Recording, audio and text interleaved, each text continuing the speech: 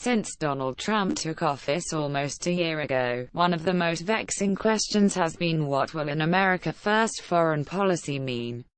With the administration torn between multiple competing power centers, unusually large gaps between rhetoric and reality, and the inherent challenges of interpreting an essentially novel framework for U.S. foreign policy, friend and foe alike have been left scratching their heads. Monday's release of the new U.S. National Security Strategy document, the first since 2015, should, in theory, do much to clarify what a Trumpian foreign policy doctrine involves. It will be scrutinized at home and abroad on three main criteria: how much it diverges from traditional U.S. foreign policy, how interoperable and logically consistent its component parts seem, and how well these ideas comport with the administration's practical actions and stated goals thus far. While the 70-page text has been fairly closely guarded, the outlines have become clear. The drafting has been led by Nadia Shadlow, Senior Director for Strategy at the National Security Council, who is widely respected as an establishment conservative figure well-versed in traditional U.S. and Republican Party foreign policy thinking. Therefore, it's not terribly surprising that much of the text frequently doesn't deviate dramatically from strategies issued by the George W. Bush and Barack Obama administrations.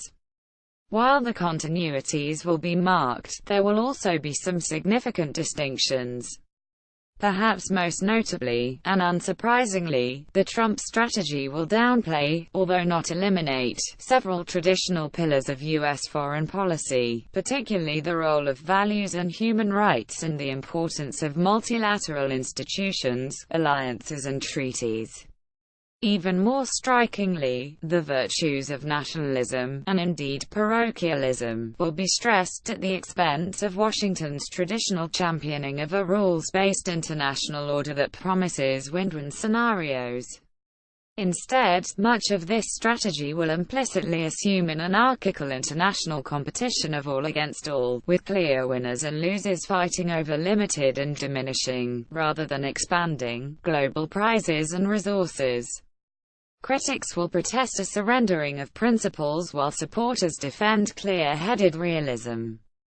But passages reflecting this binary and narrow vision will coexist uneasily with much more familiar articulations of how American principles inform both U.S. foreign policy conduct and goals. There is likely to be a considerable degree of dissonance throughout between the Trumpian, America First impulse and more normative iterations of Americanism in foreign policy. Read more from Opinion. Hassan, the Syrian regime has made many gains this year, but it is too early to tell whether it's game over. Hesso Al-Ghura Vision 2021 sends a strong message to enhance skills and find local talent. Sholto Burns. The quest for a United States of Europe exemplifies the EU elite's contempt for people's wishes. America First has not translated into neo-isolationism, either in theory or in practice. Indeed, expanding American influence is among four central pillars of the new strategy. But it has involved a retreat of American global authority, whether by ceding new space for Chinese leadership on trade and technological innovation, expanding Russian influence in Syria and the rest of the Middle East, or favoring narrow bilateral arrangements over more advantageous but far-reaching multilateral institutions and agreements. Mr. Trump's political base may actually welcome this calculated international retreat, viewing it as an essential prelude to emphasizing domestic priorities. What otherwise appears to be foreign policy self-mutilation is thereby perceived as a practical expression of America First. But will the strategy help resolve some of the profound contradictions that have plagued Mr. Trump's foreign policies thus far? Mr. Trump has emphasized the need to enforce undefined limits on North Korea's nuclear program. Indeed, his ally Senator Lindsey Graham says there is a 30% chance of a war over this, rising to 70% if Pyongyang conducts another nuclear test. Yet Mr. Trump has almost started a trade war with South Korea for reasons that remain essentially mysterious. The priorities appear muddied at best. Similarly, in the Middle East, Mr. Trump has cited defeating terrorism and confronting Iran as key goals, as will likely be reflected in the strategy. Yet Washington has all but labeled Syria, which is plainly the epicenter of the threats of ISIL and, especially, al-Qaeda, and the focus of Tehran's expanding power and potential land bridge to Lebanon and the Mediterranean Sea, to be essentially Russia's problem, and therefore Russia's prerogative as well. Again, policy means and ends don't seem to match up at all. One of the most intriguing questions is whether the strategy will reflect the assessment being advanced by National Security Advisor H.R. McMaster that Turkey and Qatar have emerged, implicitly in coordination, as the primary funders and supporters of groups promoting radical, violent Islamist ideologies.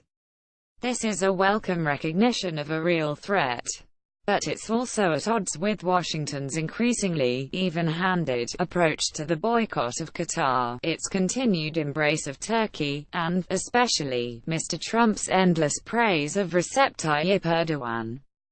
In all three cases, and many others, it's hard to see how the broader goals can be achieved if more limited bilateral issues with Seoul, Moscow, Doha or Ankara, or a reticence to make hard choices, keep dominating the practical agenda. A national security strategy should provide guidance and clarity. That has rarely been more needed. But the danger is that confusion will proliferate if the document seems internally inconsistent, reflects major dissonance between goals and policies, and sounds more like Mr. Bush or Mr. Obama than Mr. Trump.